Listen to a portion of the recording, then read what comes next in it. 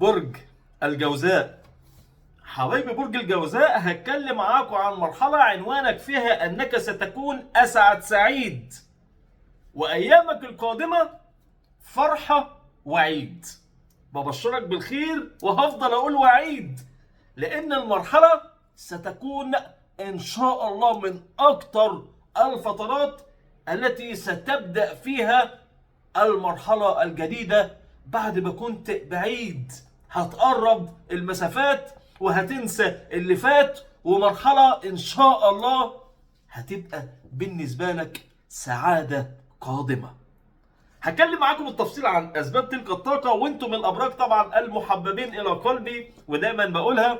برج الجوزاء، يا سلام على برج الجوزاء، من أكتر الأبراج اللي بيتفهم بطريقة خاطئة، ومن أكتر الأبراج اللي يفهمهم يعيش في حياة موازية لهذا الكوكب اللي فيه ناس بتصدر الكآبة فيه.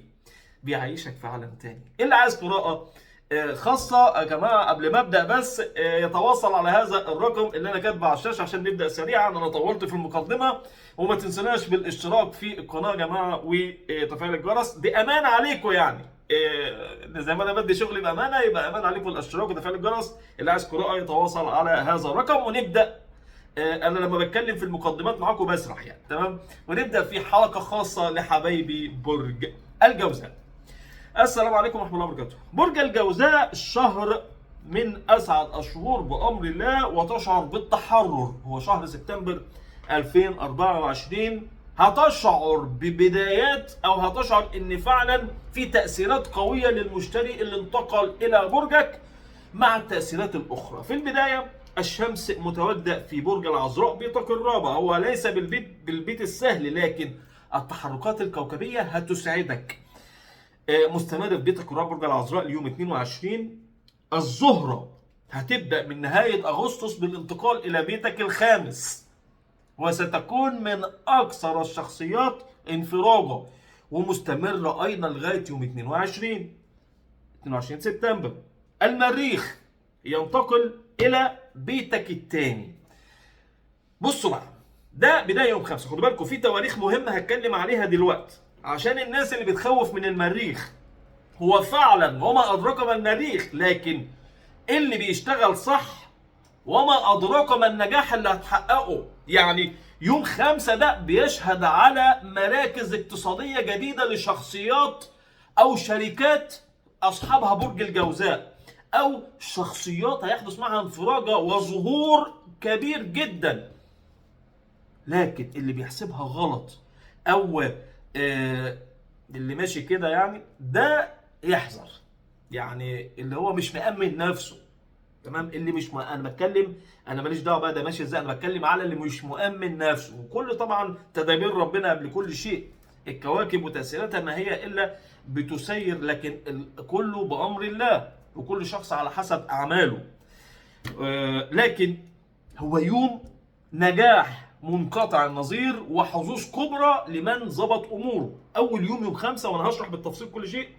يوم 9 وهو يوم مهم جدا لعودة العلاقات وتظبيط الأمور بانتقاله عطارد إلى أيضا بيتك الرابع.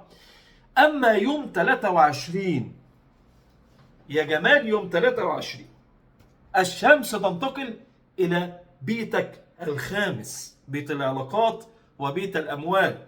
في نفس اليوم أيضا الزهرة، وما أحلى الزهرة وتحركاته، في بيت العمل، بيتك السادس.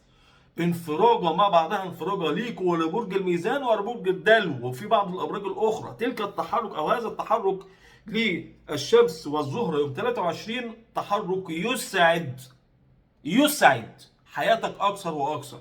هل كده وبس؟ لا، ده انت عندك يوم 26 ايضا انتقال عطارد الى بيتك الخامس. يعني عندك تمركز كوكبي رائع. بيتك الخامس هو برج الميزان، بيت العلاقات والاموال، وهيبقى في تمركز رهيب جدا. نشرح كده بالتفصيل سريعا عن تلك التحركات الكوكبيه. في البدايه كده اول تحرك ليك هو يوم 5 بانتقال المريخ الى بيتك الثاني، ده بيت المال، برج السرطان. زي ما قلت في البدايه، وانا على اعتقاد كبير بذكاء حبايبي برج الجوزاء، الناس الطيبه اللي بتتابعني، الصفوه، ما هو اللي بيتابعني دول الصفوه، خدوا بالكم الحمد لله. يعني الناس اللي بتتابعني دول اصحاب العقليات ومراكز، انا اعلم بالمراكز، يعني الناس اصحاب العقليات والفكر اللي بيتواصلوا معايا. برج الجوزاء اليوم ده يا ابيض يا اسود، ان شاء الله يا ابيض. مظبط امورك، هتدخل على فتره رائعه في عملك، في نجاحك، في مشروعك.